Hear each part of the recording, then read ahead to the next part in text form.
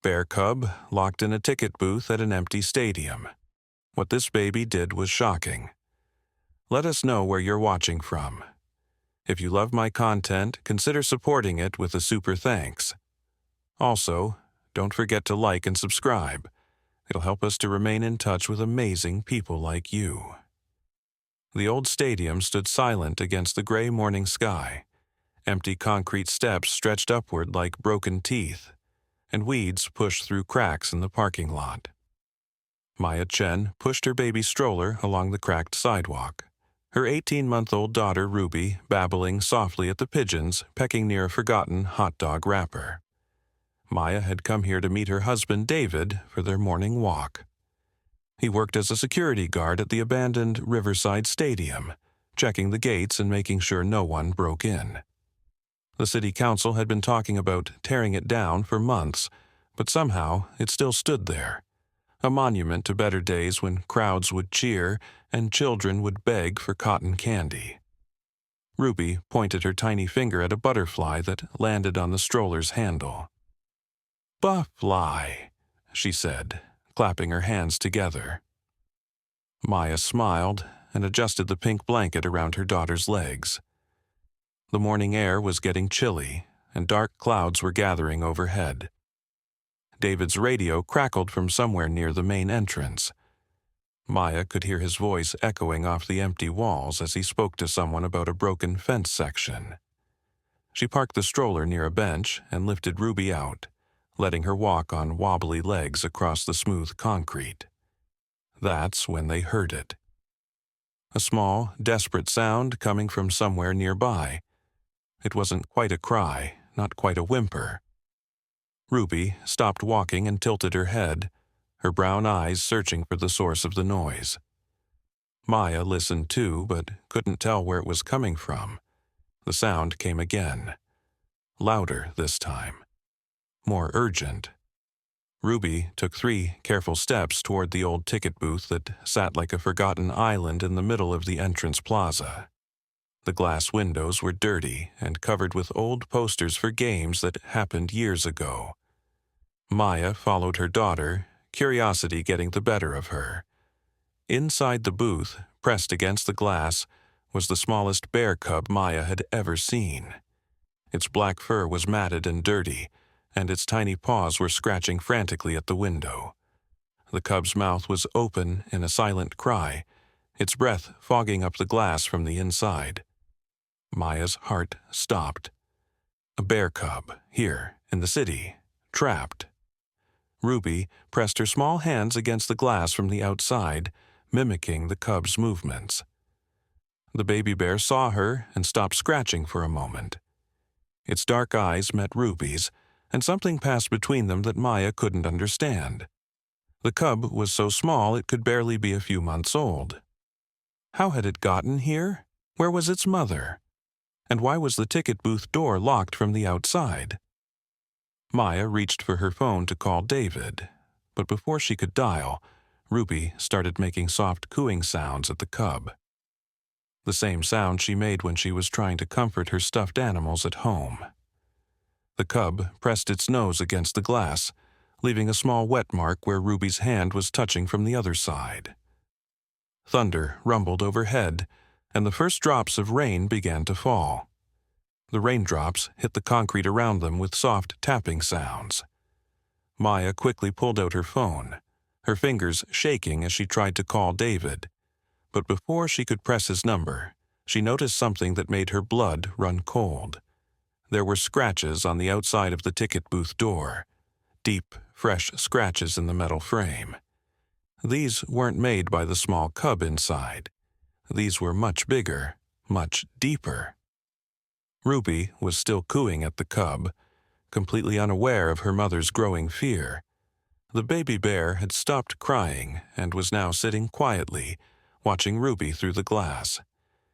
Its small chest rose and fell rapidly, and Maya could see it was exhausted from trying to escape. Maya looked around the empty plaza. Where was David? His radio had gone silent, and she couldn't see him anywhere near the main gates. The parking lot was empty except for David's old truck parked near the security office. The rain was getting heavier now, and Maya knew she needed to get Ruby somewhere dry. But she couldn't leave the cub trapped in there. What if it got scared again? What if something happened to it? She tried calling David again. This time, his phone went straight to voicemail. Maya's heart started beating faster. David always answered his phone when she called. Always. Ruby pressed both her hands against the glass now, and the cub did the same from inside. They were like mirror images, separated only by the dirty window. Ruby started making clicking sounds with her tongue, the same sound she made when she played with her toy animals at home. The cub's ears perked up at the sound. It tilted its head and made a small huffing noise back at Ruby. Maya watched in amazement as her daughter and the wild animal seemed to be having some kind of conversation. But then Maya heard something else, something that made her grab Ruby and step back from the booth. Footsteps. Heavy footsteps coming from somewhere behind the stadium walls, and they were getting closer. Maya scooped Ruby up in her arms, but her daughter started crying and reaching back toward the booth.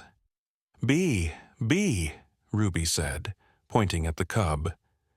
It was the first time she had tried to say bear, and under different circumstances Maya would have been thrilled. The footsteps stopped.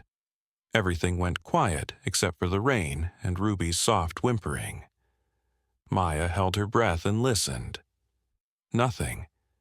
Just the sound of water dripping from the stadium's broken gutters. Then she saw him. A man in a dark jacket was standing near the corner of the building, partially hidden in the shadows. He was watching them. Maya couldn't see his face clearly, but something about the way he stood there, perfectly still, made her skin crawl. The man took a step forward, and Maya could see he was holding something in his hand, something that looked like a rope or a chain. Ruby saw the man too and stopped crying. She buried her face in Maya's shoulder, suddenly very quiet. The cub inside the booth started scratching at the glass again, more frantically than before. It was looking past Maya and Ruby toward the man in the shadows. The little bear's mouth was open in what looked like a silent scream. Maya realized with horror that the cub wasn't just trapped. It was hiding. She took another step back, clutching Ruby tighter. Her phone was still in her hand, but her fingers were too wet from the rain to work the screen properly. She tried to stay calm, tried to think clearly, but her mind was racing. Who was this man? What did he want with the cub? And where was David? The man in the jacket started walking toward them slowly, deliberately. His boots made wet, slapping sounds on the concrete. Maya could see his face now. He was older, maybe in his 50s, with gray stubble and cold eyes that seemed to look right through her. Ruby whimpered and held on to Maya's jacket with tiny fists. The cub pressed itself against the back wall of the booth, as far from the approaching man as it could get. Maya made a decision. She turned and started walking quickly toward David's truck, hoping she could get there before the man reached them. But as she hurried across the wet concrete, she heard his voice calling after her. "Hey, lady, wait up!" Maya didn't stop. She didn't turn around. She just held Ruby closer and walked faster. "I said wait!" The man's voice was louder now, more demanding. Maya broke into a run. Behind her, she could hear the man's footsteps speeding up too. The rain was coming down harder now, making the concrete slippery under her feet. Ruby was crying again, confused and scared by the sudden movement. Maya reached David's truck and yanked on the door handle. Locked. She fumbled in her pockets for the spare key David had given her, but her hands were shaking so badly she dropped it. The key hit the ground with a tiny ringing sound and disappeared under the truck. She got down on her knees in the rain, still holding Ruby, and felt around frantically under the vehicle. The concrete was cold and wet, and she could feel pieces of gravel cutting into her knees through her jeans. "Found you," said a voice right behind her. Maya spun around, still on her knees, and looked up at the man in the dark jacket. Up close, she could see that what he was holding wasn't a rope or chain. It was a thick leather leash with a heavy metal collar attached to it, a collar that looked like it was made for a very small animal. "That's my cub you've been talking to," the man said, his voice calm but with an edge that made Maya's stomach turn. "Been looking for it all morning." Ruby stared at the man with wide, frightened eyes, but she didn't cry. It was as if she sensed that staying quiet was important right now. Maya slowly stood up, never taking her eyes off the man's face. "Your cub? That's right." He smiled, but it wasn't a friendly smile. "Little thing got away from me earlier. Been quite a chase." Maya's mind was racing. Something was very wrong here. Bears didn't belong to people, especially not wild cubs that looked like they'd been living in the forest. And why would someone need such a heavy collar for such a small animal? "I think there's been a misunderstanding," Maya said carefully. "That cub looks wild. It probably needs to go back to its mother." The man's smile faded. "Its mother is dead. I'm all it has now." Ruby suddenly twisted in Maya's arms and pointed back toward the ticket booth. "Be sad," she said in her small voice. "Be scared." The man looked at Ruby with an expression Maya couldn't read. Then he looked back at Maya. "Smart kid. She's right. The cub is scared. That's why I need to get it back where it belongs." But as he said this, Maya heard something that made her heart race even faster. From somewhere in the distance, echoing off the stadium walls, came a deep, angry roar. It was answered by another roar, and another. The man's face went pale. He looked toward the sound, then back at Maya, then toward the ticket booth where the cub was still scratching desperately at the glass. "We need to go," he said, his voice suddenly urgent. "All of us. Right now." But Maya was already backing away from him, toward the ticket booth, because she had just realized something that changed everything. The cub wasn't trying to get out of the booth. It was trying to warn them about something coming. The roars were getting closer now, echoing through the empty stadium like thunder trapped in concrete walls. Maya counted at least 3 different voices, maybe more. Deep, powerful sounds that seemed to shake the ground beneath her feet. The man in the dark jacket was no longer looking at Maya or Ruby. His eyes were fixed on the tree line beyond the parking lot, where shadows moved between the tall pines. His hand gripped the leather leash so tightly his knuckles had turned white. "How many are there?" Maya whispered, not sure why she was asking him, but needing to know. "Too many," he replied, his voice barely audible over the rain. "They've been tracking this one for hours." Inside the booth, the cub had gone completely silent. It was pressed against the back wall, its small body trembling. But its eyes weren't closed in fear. They were alert, watching, as if it was listening to something Maya couldn't hear. Ruby squirmed in Maya's arms and pointed toward the trees. "Big bee," she said softly. "Big bee coming." Maya looked where her daughter was pointing and felt her heart stop. Through the rain and mist, she could see them now. 3 massive shapes moving through the trees with purpose. Adult bears.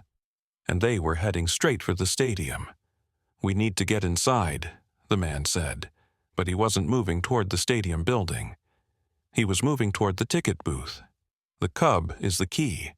If I can get it back to them, they might leave us alone." "Wait," Maya said, backing away from him. "You said the mother was dead." The man stopped and looked at her with an expression she couldn't read.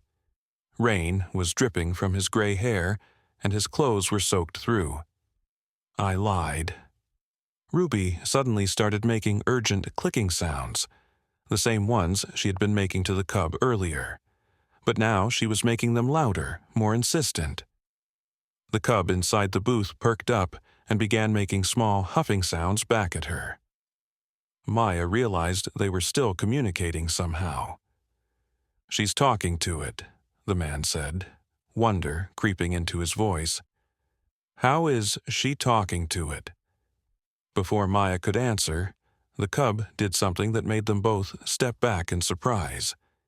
It stood up on its hind legs and pressed both front paws against the glass, exactly mirroring Ruby's position from earlier. Then it opened its mouth and made a sound Maya had never heard before. Not a cry or a whimper, but something almost like words. Ruby's eyes went wide. She twisted in Maya's arms and reached toward the booth with both hands. "Mama, be coming," she said clearly. "Mama, be angry." The roars were much closer now. Maya could hear branches breaking and the sound of heavy bodies moving through underbrush. The three shapes in the trees had reached the edge of the parking lot. "How does she know that?" the man demanded, staring at Ruby with a mixture of fear and amazement. "How does a baby know what the cub is saying?" Maya didn't have an answer. She had never seen Ruby behave like this before. Her daughter was usually shy around strangers, even other children. But with this wild animal, she seemed to understand something that the adults couldn't. The first adult bear emerged from the trees. It was enormous, bigger than Maya had imagined a bear could be. Its fur was dark brown, almost black, and streaked with rain. When it stood up on its hind legs to look over the cars in the parking lot, it was taller than a basketball hoop. The bear's eyes found the ticket booth immediately. It dropped back down to all fours and started moving toward them with surprising speed for something so large. Its massive paws splashed through puddles, sending water flying in all directions.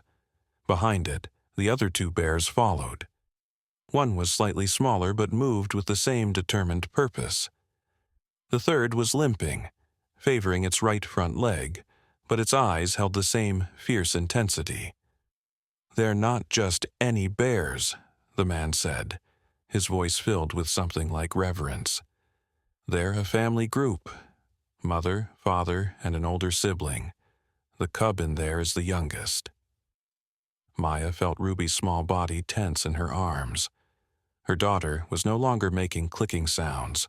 She was perfectly still, watching the approaching bears with an expression of concentration that looked strange on such a young face. The mother bear reached the ticket booth first. She circled it slowly, sniffing the air and examining the ground around it. When she found the deep scratches Maya had noticed earlier, she stood up again and let out a roar that made the glass in the booth rattle. The cub inside pressed itself even further against the back wall, but Maya noticed it wasn't cowering anymore. It was watching its mother with what looked like relief. She made those scratches, Maya realized. The mother. She's been trying to get her baby out. The man nodded grimly. "For hours. Ever since I locked it in there this morning." Maya spun around to face him. "You locked it in there? Why would you do that?" But before he could answer, Ruby did something that changed everything. She started crying. Not the frustrated crying of a tired toddler, but deep, heartbroken sobs that seemed to come from somewhere much older than her 18 months of life. The mother bear's head snapped up at the sound. She looked directly at Maya and Ruby, and for a moment, the two mothers stared at each other across the rain-soaked concrete. Then Ruby lifted her small hand and pointed at the man in the dark jacket. "Bad man," she said through her tears. "Bad man hurt bee baby." The mother bear's gaze shifted to the man, and Maya saw something in those dark eyes that made her take several steps back. It wasn't just anger, it was understanding. The bear understood what Ruby had said. "That's impossible," the man whispered, but he was backing away too. Bears don't understand human speech. They can't. Ruby kept crying and pointing at him. Bad man take be baby. Mama be sad. Be baby scared. The father bear and the older sibling had reached the booth now. All three adult bears were standing around it, but they weren't trying to break the glass. They were looking at the man with an intelligence that made Maya's skin crawl. "Who are you?" Maya demanded. "What did you do to that cub?" The man's face had gone completely white. He was still holding the leather collar, but his hands were shaking now. "I'm a researcher, wildlife biology. I was studying their behavior patterns, tracking their movements through the forest." "By stealing their baby?" "I wasn't stealing it." The man's voice cracked. I needed to examine it, to take some measurements. I was going to return it." Ruby's crying had gotten louder, and the sound seemed to be affecting all the bears. The mother was pacing back and forth in front of the booth, her massive head swinging from side to side. The father bear was sniffing the ground where the man had been standing, following his scent trail. "The collar," Maya said, understanding flooding through her. "You were going to put a tracking collar on a baby." The man didn't deny it. He just stood there in the rain, looking smaller and smaller as the bears closed in around them. But then something happened that no one expected. Ruby stopped crying and held out her arms toward the mother bear. "Mama Bee," she said softly, "help Bee baby." The mother bear stopped pacing. She looked at Ruby for a long moment, then did something that made Maya's heart nearly stop beating. She walked over to them. Slowly, carefully, the enormous bear approached Maya and Ruby. Her massive head came level with Maya's chest, close enough that Maya could smell the wild scent of forest and rain on her fur. Ruby reached out with one tiny hand and touched the bear's wet nose. The bear closed her eyes and made a sound so soft and gentle that it could have been a lullaby. "She knows," Maya whispered in amazement. "She knows Ruby is trying to help." Behind them, the man in the dark jacket was fumbling with something in his pocket. Maya caught a glimpse of metal and realized with horror that he was pulling out a tranquilizer gun. "No," she shouted, but it was too late. The dart hit the mother bear in the shoulder. For a moment, nothing happened. The bear looked down at the dart sticking out of her fur with what looked like confusion. Then she turned to face the man, and Maya saw pure rage in her eyes. The mother bear charged. The man ran. Ruby started screaming. And from inside the ticket booth, the cub began making a sound Maya would never forget. A sound like crying, like calling, like a baby calling for its mother. The father bear and the older sibling joined the chase, their massive forms disappearing around the corner of the stadium building as they pursued the man who had taken their family member. But the mother bear, slowed by the tranquilizer, stumbled and fell, just a few feet from where Maya and Ruby stood. She lay on her side in the rain, her breathing heavy and labored, her eyes fighting to stay open. The dart was still sticking out of her shoulder, and Maya could see that whatever drug was in it was working fast. Ruby climbed out of Maya's arms and toddled over to the fallen bear. "Ruby, no!" Maya reached for her daughter, but Ruby was already kneeling beside the massive animal. The little girl placed both hands on the bear's snout and leaned close to her face. "Mama Bee sleep," Ruby whispered. "Bee baby need Mama Bee." The mother bear's eyes focused on Ruby with tremendous effort. She made that soft lullaby sound again, weaker this time. Then she did something that made Maya understand that everything she thought she knew about the world was wrong. The bear lifted one massive paw and gently touched Ruby's face. In that moment, Maya heard footsteps behind her. But these weren't the heavy boots of the man in the dark jacket. These were familiar footsteps. "Maya? Ruby? What's happening here?" Maya turned around to see David running toward them, his security guard uniform soaked with rain and his face pale with worry. But as he got closer and saw the scene in front of him, the fallen bear, Ruby kneeling beside it, the cub crying in the booth, his expression changed from worry to something else. Recognition. "David?" Maya said slowly. "Do you know what's going on here?" David stopped a few feet away from them. He looked at the bear, then at the booth, then at Maya and Ruby. When he spoke, his voice was barely above a whisper. "I've been waiting for this day for 20 years. Maya stared at her husband, rain dripping from her hair into her eyes. The words didn't make sense. Nothing about this day made sense anymore.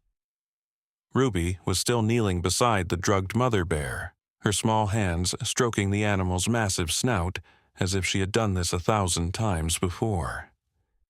"David, what are you talking about?" Maya's voice was barely steady. "How could you have been waiting for this? You didn't even know about the bears." David walked closer, but he moved carefully, like someone approaching a dangerous animal. Except he wasn't looking at the bear. He was looking at Ruby. "I knew," he said quietly. "I've always known this day would come. I just didn't know it would be so soon." The mother bear's breathing was getting slower. The tranquilizer was pulling her deeper into unconsciousness, but her eyes remained fixed on Ruby with an expression that looked almost like gratitude. "Mama be tired," Ruby said, patting the bear's nose gently. "Need help be baby now." David knelt down beside his daughter and wife. Up close, Maya could see that his hands were shaking. Not from cold or fear, but from something else. Something that looked like anticipation mixed with dread. "Ruby, sweetheart," David said softly. "Can you understand what the bear is thinking?" Maya felt her heart skip a beat. It was a strange question. Too strange for David to ask unless he already knew the answer. Ruby nodded seriously. "Mama be scared. Bad man hurt B family before, long time ago." "Before?" Maya grabbed David's arm. "What does she mean before?" "David, what's happening here?" But David wasn't looking at Maya anymore.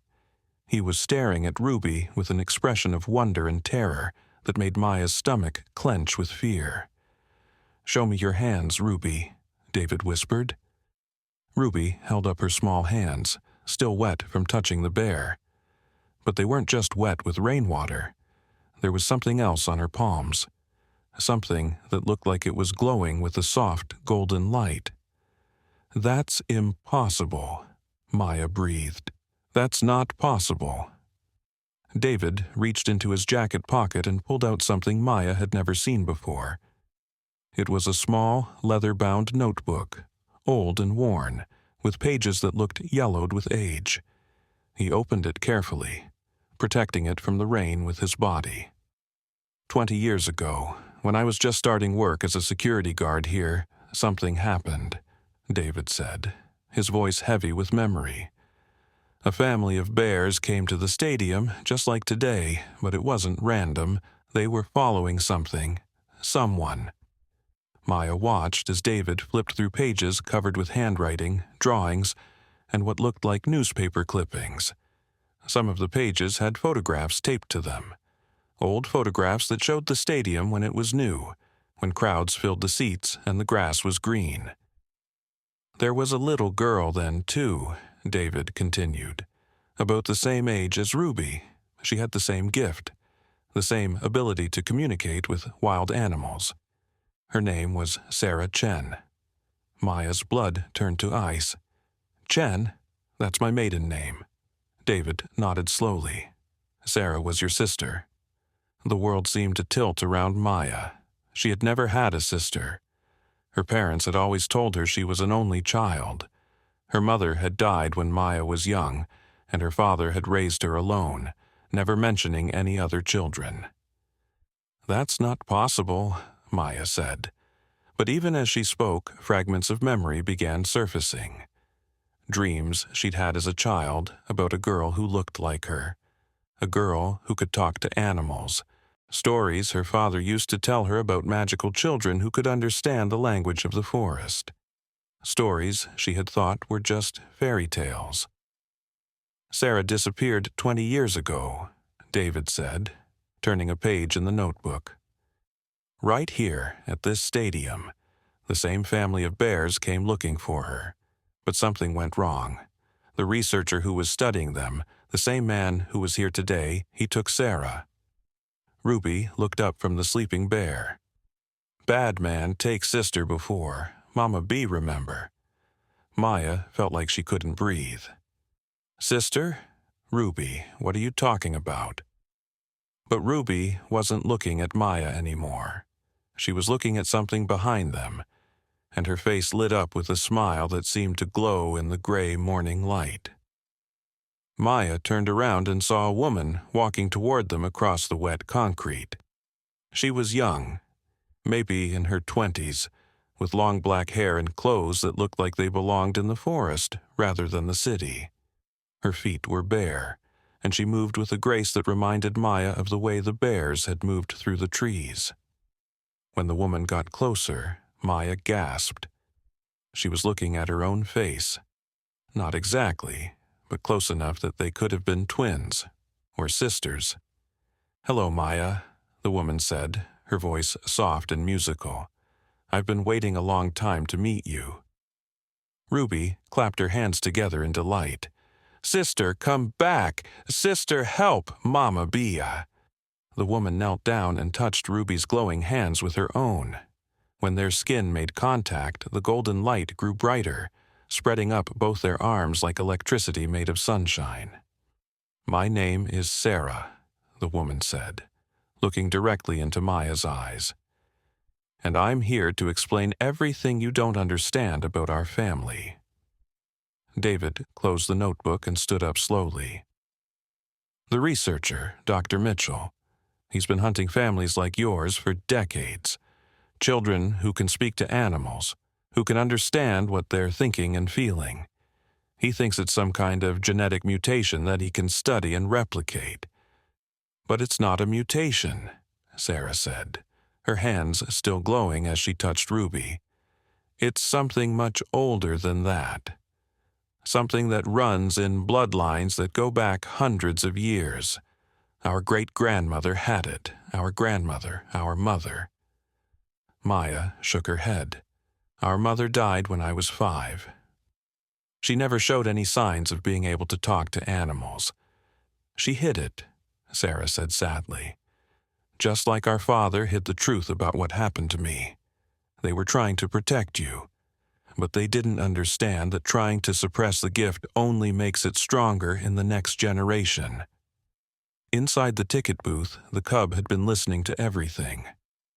Now it stood up and pressed both paws against the glass, making urgent huffing sounds. Ruby turned toward the booth. "Bee baby scared. Other bee coming back." In the distance, Maya could hear the sound of running footsteps and shouting voices. The father bear and the older sibling were returning, and they were bringing someone with them. "Dr. Mitchell," David said grimly. "They caught him." But as the sounds got closer, Maya realized it wasn't just Dr. Mitchell they were bringing back. There were other voices, too. Human voices. Men shouting orders and the sound of vehicles approaching. "He called for backup," Sarah said, her face growing pale. "Maya, we need to get the cub out of there and wake up the mother bear, now." "How?" Maya asked. "The booth is locked, and I don't know how to reverse whatever drug he gave her." Sarah smiled, and for the first time Maya saw something in her sister's expression that reminded her of Ruby. A kind of innocent confidence that seemed to believe anything was possible. "You do know," Sarah said. "You've always known. You just need to remember." Sarah took Maya's hands in her own, and suddenly Maya felt the same golden warmth that was glowing around Ruby. But this time it wasn't just in her hands. It was spreading through her entire body, filling her with a knowledge she didn't understand but somehow recognized. Images flashed through her mind. Memories that weren't her own. A little girl running through forests with bears and wolves and eagles flying overhead.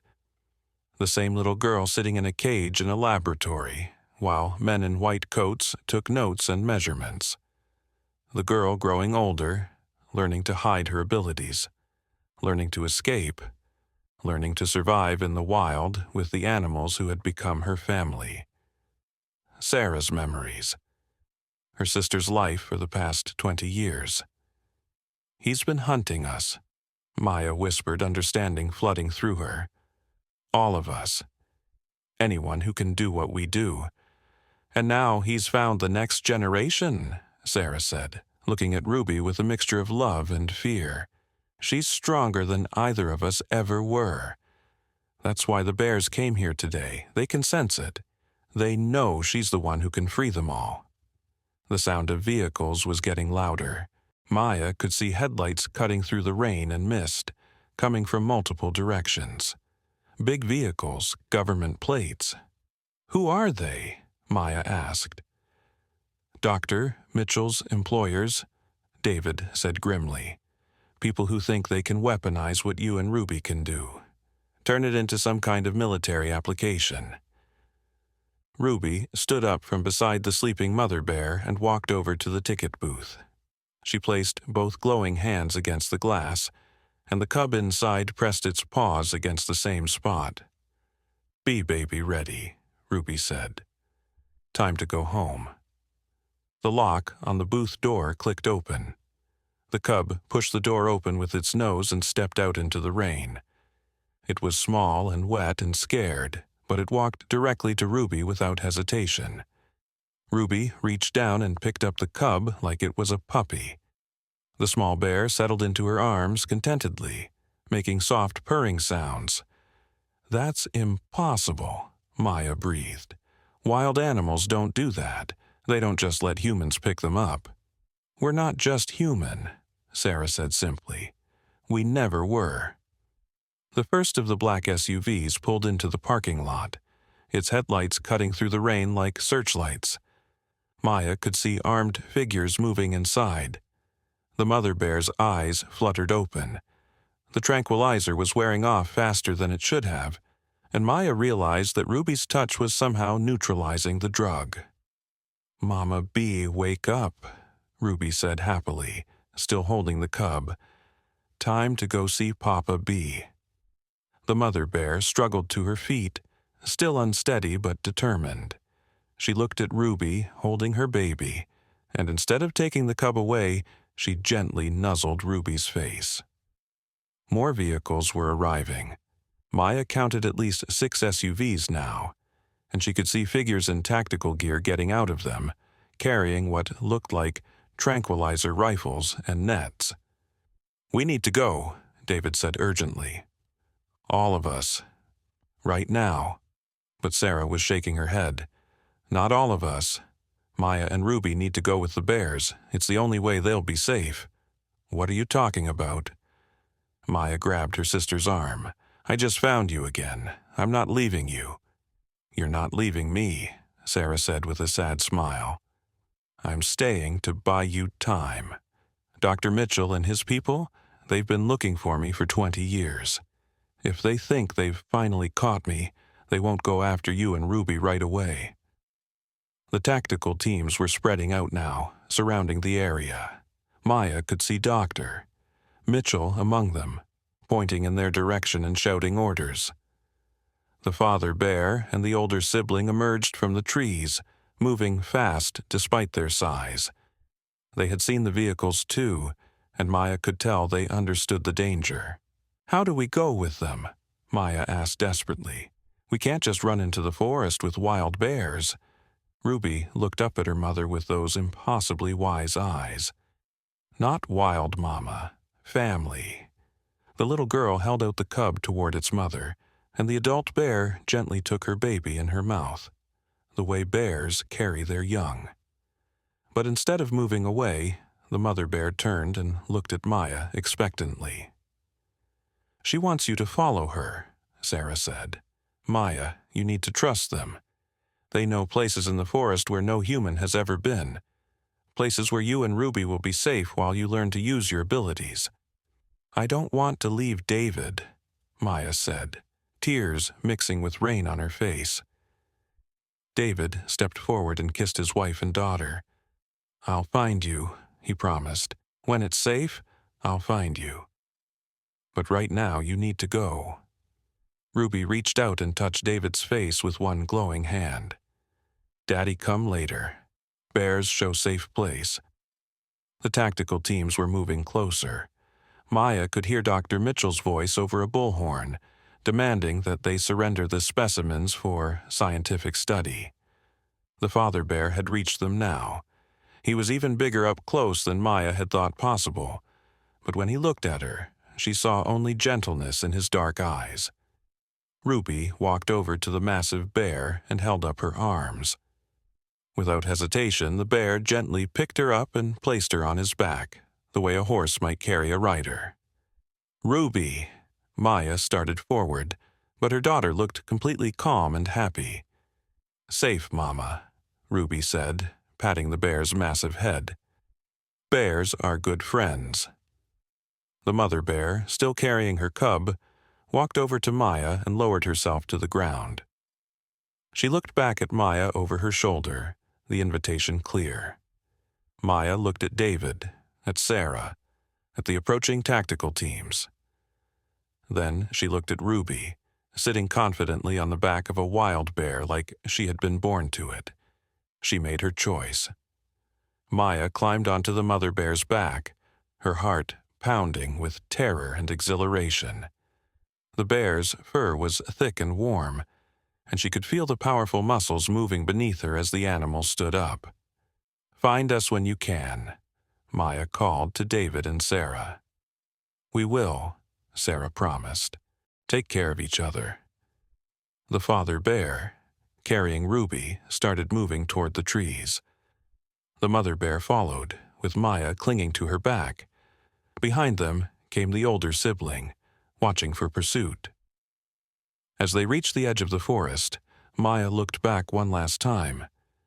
She saw David and Sarah standing together in the rain, facing the approaching tactical teams. She saw Dr. Mitchell pointing at the retreating bears and shouting orders into his radio. And she saw something else that made her heart leap with hope. More bears were emerging from the forest, dozens of them, a whole community that had been hidden in the deep woods, waiting for this moment. They were surrounding the tactical teams, not aggressively, but with clear intent. The message was obvious. You are not welcome here. Ruby laughed with pure joy as they disappeared into the green darkness of the forest. Adventure, Mama. Big adventure with bear friends. Maya held on tight as they moved deeper into the woods, toward a world she had never imagined existed.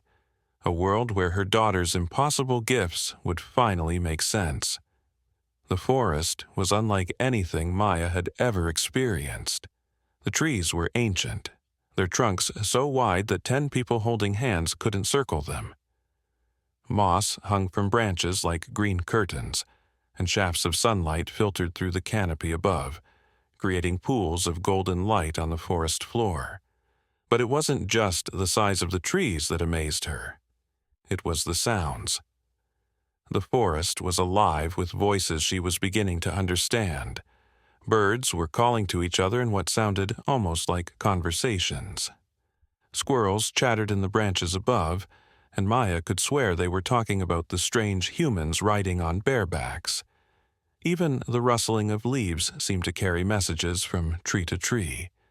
Ruby was laughing and pointing at everything around them. Mama, listen. Tree friends talking. Bird friends singing hello. The father bear, carrying Ruby, made a low rumbling sound, almost like a chuckle. Ruby patted his massive head affectionately. Papa Bear thinks Mama tree friends are funny, she translated with a giggle. Maya stared at her daughter in amazement. When had Ruby learned to understand so much? This morning, she had been a normal toddler who could barely speak in full sentences. Now she seemed to be fluent in a language Maya didn't even know existed. They had been traveling for what felt like hours when the mother bear finally stopped beside a stream that sparkled with impossibly clear water. She lowered herself to the ground, allowing Maya to slide off her back. Maya's legs were shaky from the long ride, and she had to hold on to the bear's fur to keep from falling. The father bear set Ruby down gently beside the stream. Instead of running to Maya like she usually did in new places, Ruby immediately knelt by the water and began making soft clicking sounds. Fish began swimming toward her. Dozens of them, silver and gold and bright blue, circling in the shallow water near where she sat. Ruby reached out with one finger and touched the surface of the stream. The water began to glow with the same golden light that had surrounded her hands earlier. "Ruby, sweetheart, how are you doing that?" Maya asked, kneeling beside her daughter. "Water friends happy," Ruby said simply. "They say, 'Welcome to Forest Home.'" Maya looked around and realized they weren't alone. Bears of all sizes were emerging from between the trees. Some were huge, like the parents of the cub. Others were smaller, and some looked very old with grizzled fur and wise eyes. But they all moved with the same purposeful grace, and they were all watching Ruby with expressions of what looked like reverence. One of the oldest bears, with silver fur around her muzzle and scars on her massive shoulders, approached them slowly. She was even bigger than the father bear, and when she stood up on her hind legs, she towered over Maya like a furry mountain. But when she looked down at Ruby, her eyes were gentle. Ruby stood up and walked over to the ancient bear without any fear. She reached up with both hands, and the old bear lowered her massive head so Ruby could touch her nose. The moment their skin made contact, something extraordinary happened. The forest around them began to glow, not just with the golden light that came from Ruby's touch, but with lights of every color Maya could imagine. The trees pulsed with soft green radiance. The stream sparkled with silver and blue. Flowers that Maya hadn't noticed before began blooming along the banks, their petals shimmering with purple and pink light. And Maya could hear them, all of them. The trees, the water, the flowers, the bears, the birds, the insects. Every living thing in the forest was singing, and somehow, impossibly, Maya was beginning to understand the song. It was a song of welcome, a song of recognition, a song that told the story of a family that had been separated and was finally coming home. "The old mother remembers," Ruby said, still touching the ancient bear's nose. "She remembers great-great-grandmama. She remembers when forest friends and people friends lived together before bad people came." Maya felt tears streaming down her face. The song of the forest was so beautiful it made her heart ache, but it was also filled with sadness. She could hear the pain of centuries, the loss of something precious that had been broken long ago. "What happened?" Maya whispered. "What did the bad people do?" The old mother bear made a sound that was part growl, part sigh. Ruby nodded as if she understood perfectly. "Long time ago, people friends lived in forest, too," Ruby explained, her young voice somehow carrying the weight of ancient memory. "They helped forest friends when sick. Forest friends helped people friends when hungry. All friends together." Ruby paused, listening to something Maya couldn't quite hear yet. But some people got scared. Scared of people friends who could talk to forest friends. They said was magic, said was dangerous, they made rules. No talking to forest friends, no living in forest. People friends had to live in stone places, far from trees. Maya understood. Cities. They had forced people like her family to live in cities, cut off from the natural world that they were meant to be part of. Some people friends tried to hide, Ruby continued, tried to forget how to talk to forest friends. But forgetting made them sad, made their babies sad too, even when babies didn't know why they were sad. Maya thought about her own childhood. She had always felt like something was missing, like she didn't quite fit in the world she lived in. She had always been drawn to nature, to animals, but she had never understood why. And some bad people never stopped hunting, Ruby said, her voice getting quieter. Always looking for people friends who still remembered how to talk to forest friends. Always trying to catch them and study them and make them tell secrets. Dr. Mitchell. Maya shuddered, thinking about the man who had tranquilized the mother bear and tried to capture the cub. How many others like him were there? How many families had been torn apart by people who saw their gifts as something to be exploited rather than celebrated? The old mother bear made another sound, and Ruby's face brightened. But Old Mother says, "It's time for change now." She says Ruby is special. Ruby can help people of friends remember how to talk to forest friends again. The ancient bear lowered herself to all fours and gently nuzzled Ruby's face. Then she did something that made Maya gasp in surprise. She spoke, not in growls or huffs, or the sounds Maya expected from a bear. She spoke in words that Maya could understand, though her voice was deep and rough like wind through ancient trees. "Child of the old blood," the old mother said, her words seeming to come from somewhere deep in her chest. "We have waited so long for your return." Maya felt her worldview crumbling and rebuilding itself in the space of a heartbeat. Bears could talk. Not just communicate, but actually speak human language. How was this possible? "Not human language," the old mother said, apparently reading Maya's thoughts. "Old language, first language. Language of all living things before words were divided by species." Ruby clapped her hands together in delight. "Grandmama Bear talks like people friends. Mama, you can learn too." The old mother turned her ancient eyes toward Maya. "Your gift is strong, but it has been sleeping. Your daughter's presence awakens it, as it awakens many things that have slept too long." Maya felt a tingling sensation in her hands, similar to what she had experienced when Sarah touched her. The golden glow was faint, but it was there. "I don't understand any of this," Maya said. "This morning, I was just a normal mother taking her baby for a walk. Now, I'm in a magical forest talking to bears who speak English."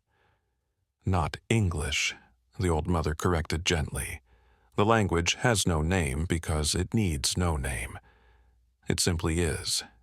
It is the way the wind talks to the leaves, the way the roots talk to the soil, the way the heart talks to the soul." More bears had gathered around them now, and Maya realized they were all listening to the conversation with intense interest. Some were nodding their massive heads as if they agreed with what the old mother was saying. But there were other animals too.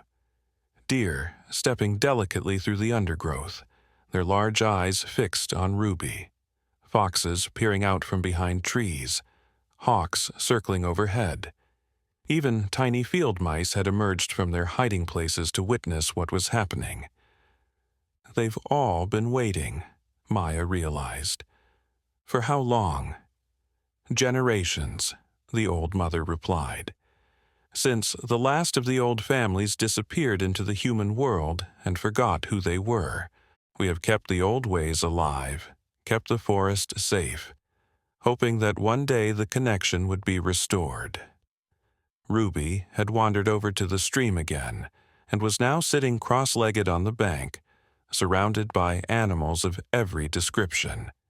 She was making different sounds to each species: clicks for the fish, chirps for the birds, soft huffs for the smaller mammals, and they were all responding as if they were having normal conversations. A red fox had curled up in Ruby's lap like a house cat. A family of raccoons was sitting in a semicircle in front of her, chattering excitedly. A great blue heron had waded into the shallow water and was standing perfectly still while Ruby gently stroked its neck. "She's like a Disney princess," Maya murmured, then felt foolish for the comparison. But the old mother made that rumbling chuckle sound again. Disney understood something that most humans have forgotten. The old stories, the fairy tales about people who could speak to animals, they were not fantasies, they were memories. Maya thought about all the stories she had loved as a child. Snow White talking to forest animals, Cinderella befriended by mice and birds, Dr. Dolittle speaking to every creature he met. Had they all been based on something real?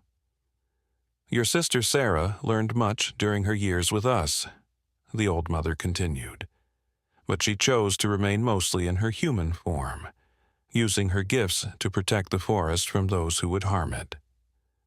Ruby is different. She has the potential to bridge the worlds completely."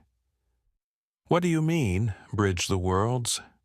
Before the old mother could answer, Ruby called out from beside the stream, "Mama, come see. Fish friends have important message." Maya walked over to where her daughter sat, surrounded by her menagerie of new friends. The water in the stream was still glowing with that golden light, and the fish were swimming in patterns that looked almost like writing. "What kind of message, sweetheart?" Ruby pointed at the water. "They say bad people are coming. Lots of bad people with loud machines and angry thoughts. They're hurting the forest, trying to find us." Maya's heart sank. She had hoped they would have more time before Dr. Mitchell and his people tracked them down. "How close are they?" Ruby listened to the fish for a moment, then looked up with worried eyes.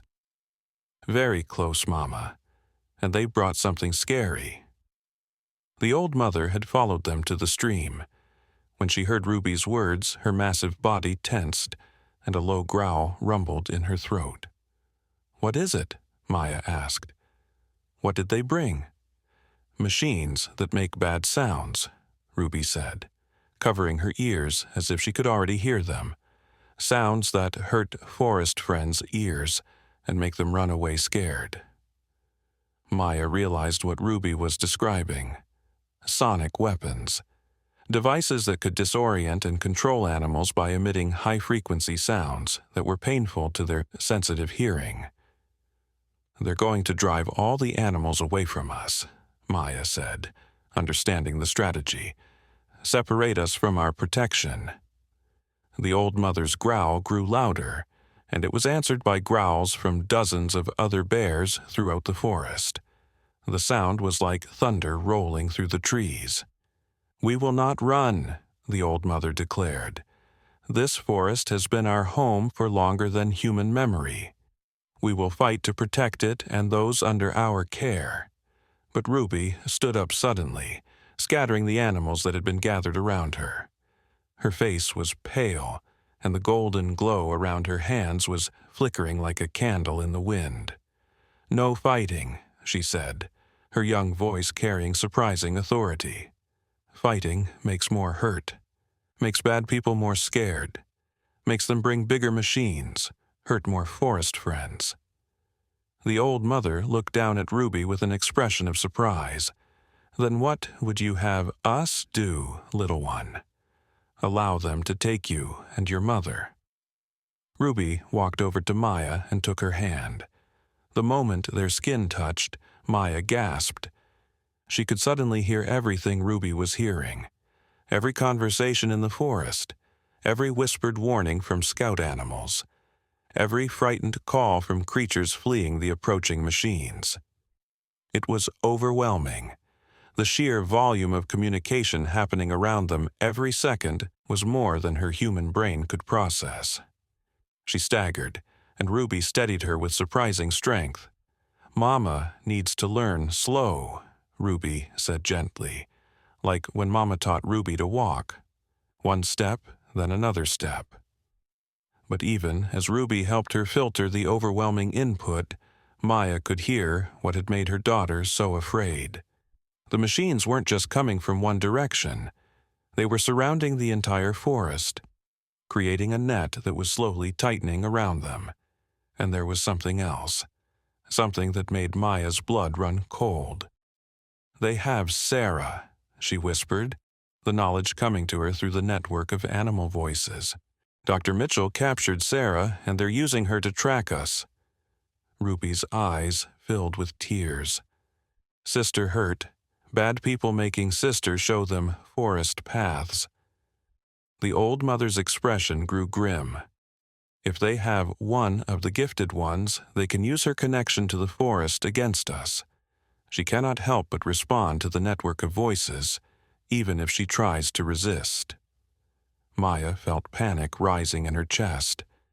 They were trapped. Dr. Mitchell had the resources of what appeared to be a government agency behind him.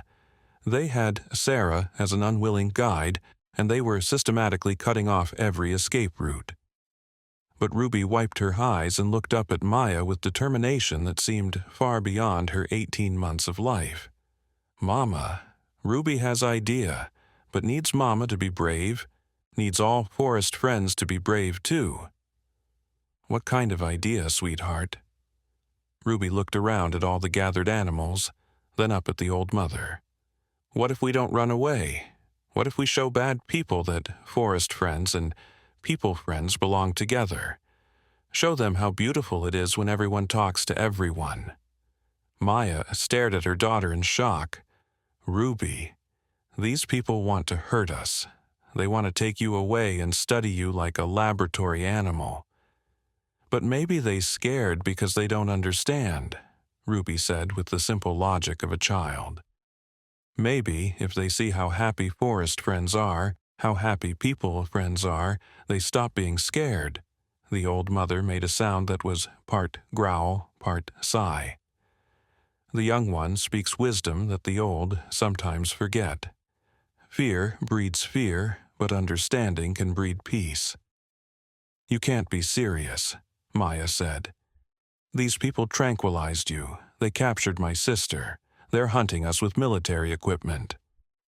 But even as Maya spoke, she could feel something changing in the forest around them.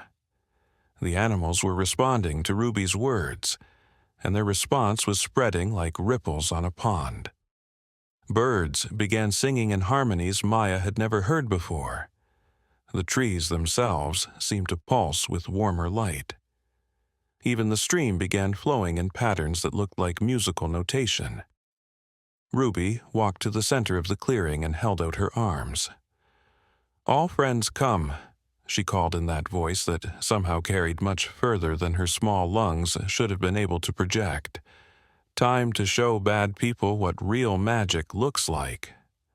What happened next was something Maya would remember for the rest of her life.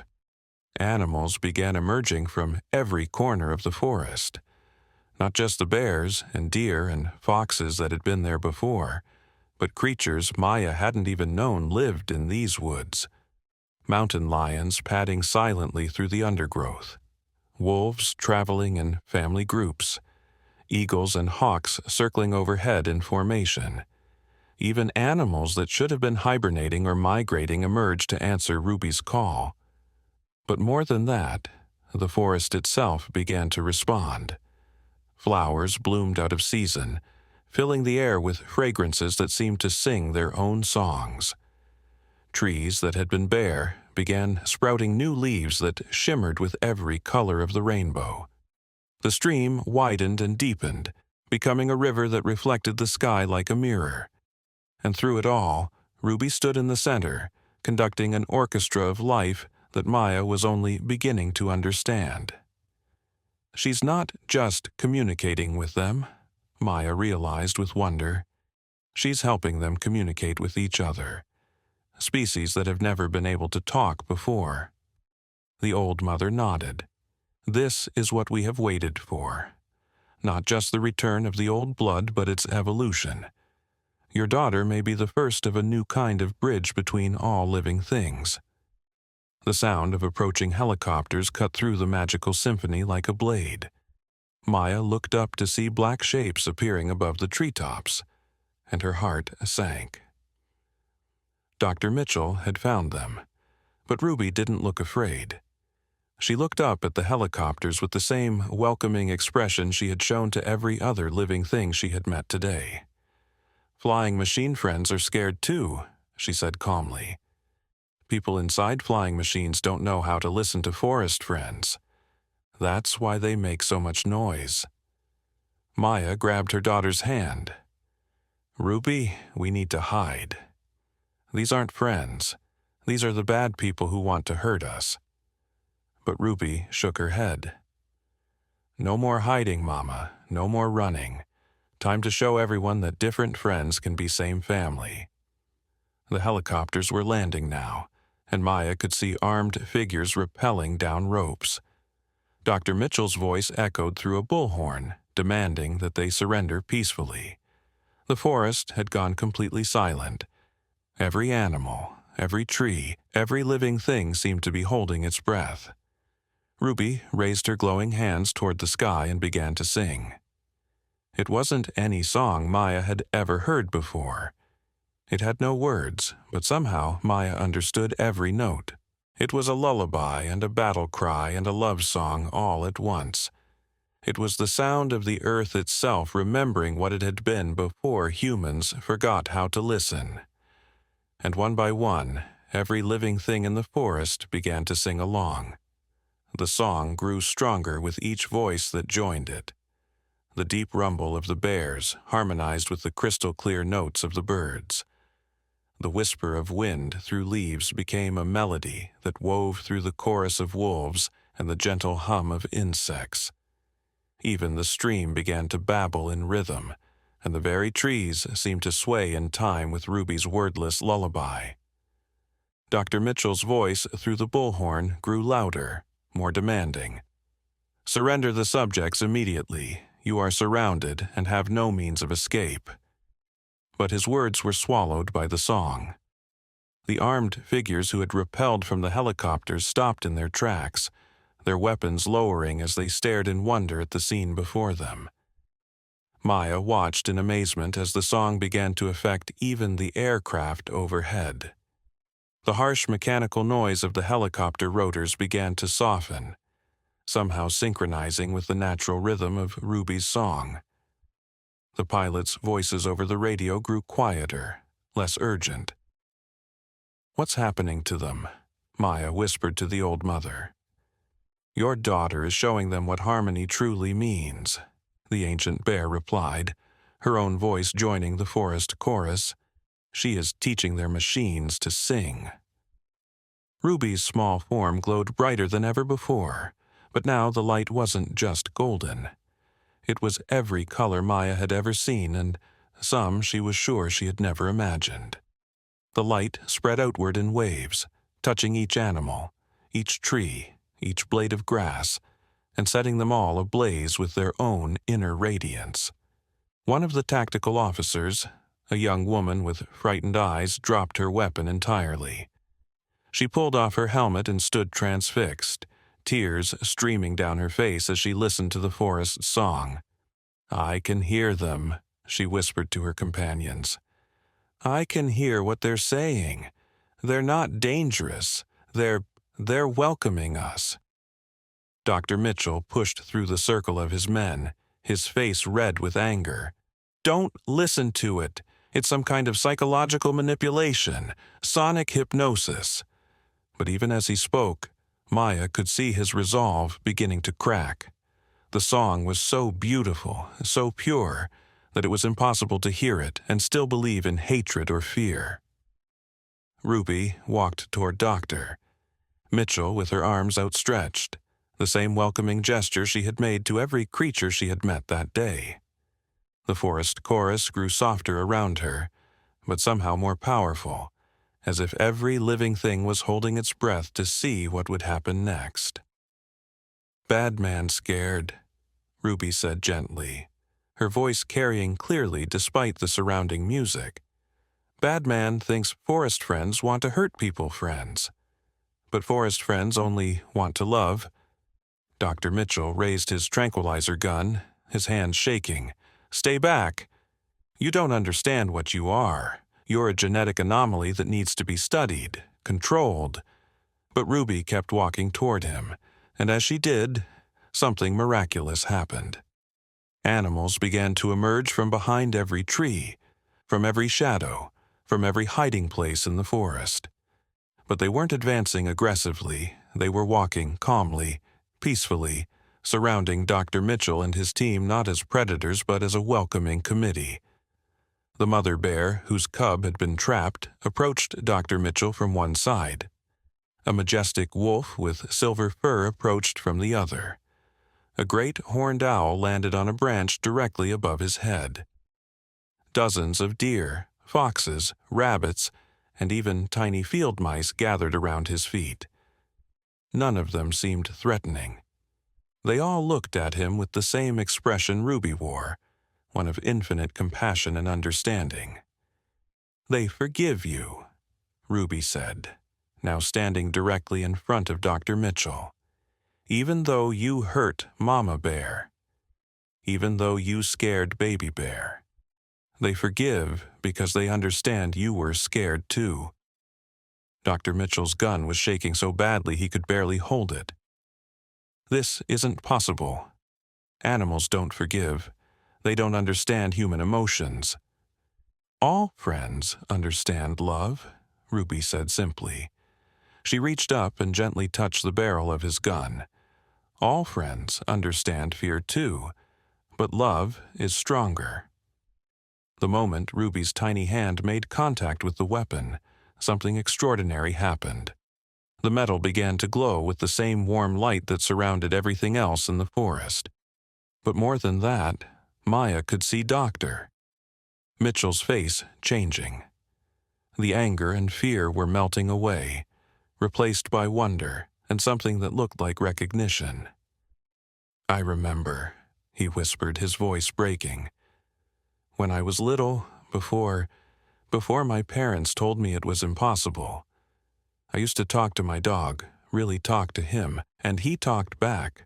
Ruby nodded as if this was the most natural thing in the world. "All people friends remember when they listen to forest song. Some people friends just forget for a while." Dr. Mitchell lowered his gun completely. Tears were streaming down his face now, and he sank to his knees in front of Ruby. "I've been so wrong. All these years, trying to capture and study what I used to be part of, I've been trying to find my way back to something I destroyed in myself." Ruby reached out and patted his cheek gently. "Not destroyed, just sleeping. Like Mama's gift was sleeping. Like forest friends' voices were sleeping. Everything can wake up again." Around them, Maya could see the transformation spreading through Dr. Mitchell's entire team. One by one, the tactical officers were setting down their weapons and reaching out tentatively to touch the animals that surrounded them. Their faces showed the same wonder and recognition that Dr. Mitchell's had. The young woman who had spoken first was now sitting cross-legged on the ground with a family of foxes curled up in her lap. A burly man with sergeant's stripes was gently stroking the neck of a deer that had approached him trustingly. Even the helicopter pilots had landed their aircraft and climbed out to join the circle of humans and animals. Maya felt her own heart swelling with emotion she had never experienced before. This was what the world was supposed to be like.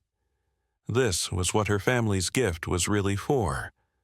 Not to be studied or exploited, but to heal the ancient rift between humanity and the natural world.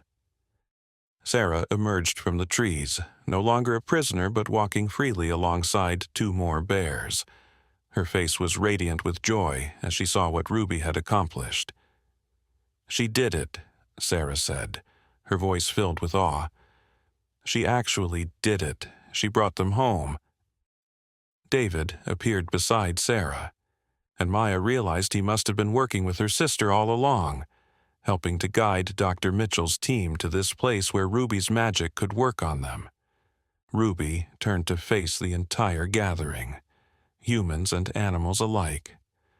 Her small voice somehow carried to every corner of the clearing as she began to speak. "No more bad people, she said, with the authority of someone much older than her 18 months. No more scared people.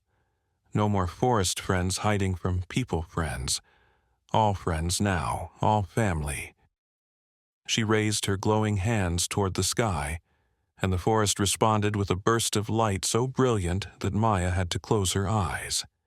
When she opened them again, the world had changed. The clearing was no longer just a forest glade.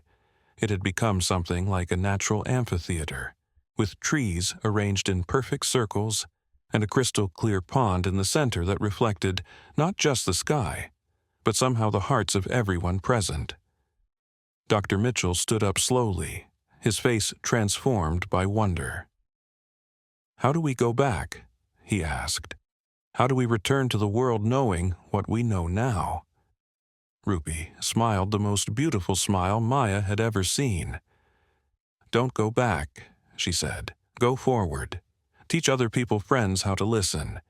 Help other forest friends remember how to sing. Make the whole world like this place." The old mother bear approached the center of the gathering. "The child speaks truth. This is not an ending, but a beginning. For too long our worlds have been separate. It is time for them to become one again." Maya looked around at the impossible scene. Government agents sitting peacefully beside wild bears, tactical officers sharing quiet conversations with deer and rabbits, helicopter pilots learning to chirp back at the birds that had landed on their shoulders.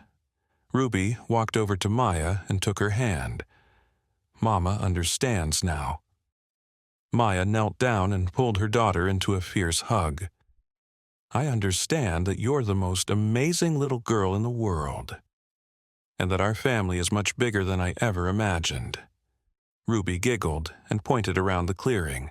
"All friends are family. All family are friends. No more scary times, only love times now."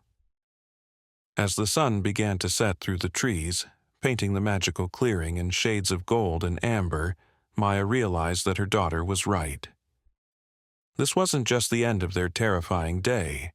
It was the beginning of a new world where the impossible had become possible, where fear had been transformed into love, and where a tiny girl's pure heart had bridged a gap that had existed for centuries. Ruby had done more than save herself and Maya from Dr. Mitchell's pursuit. She had saved everyone, humans and animals alike, from the loneliness of living in a world where different species couldn't understand each other. The forest sang its evening song around them, and for the first time in her life, Maya understood every word. And in that understanding, she finally felt like she was home.